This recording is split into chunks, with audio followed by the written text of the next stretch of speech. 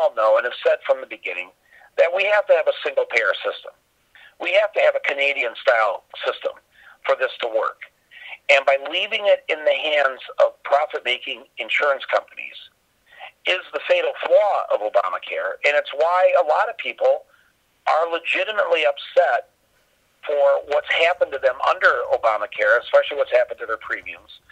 And because Obama and for whatever reason, I guess I assume because he thought this is the only way to get it through, but that leaving the fox in charge of the henhouse here is not necessarily a good idea, and it's not. It allowed a lot of these flaws to come to the surface and for people to really feel their effects. So ultimately, in this discussion, it isn't about trying to keep Obamacare. It's trying to actually thank President Obama for this baby step.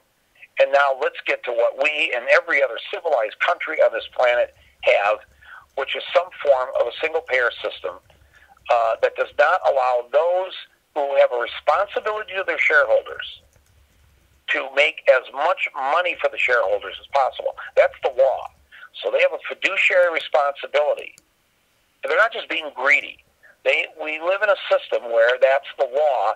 They have to make as big a killing as possible for their shareholders.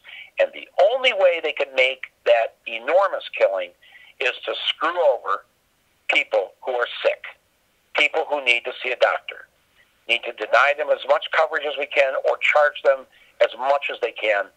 And that's why ultimately this system cannot survive if we really want to say we have a universal healthcare system.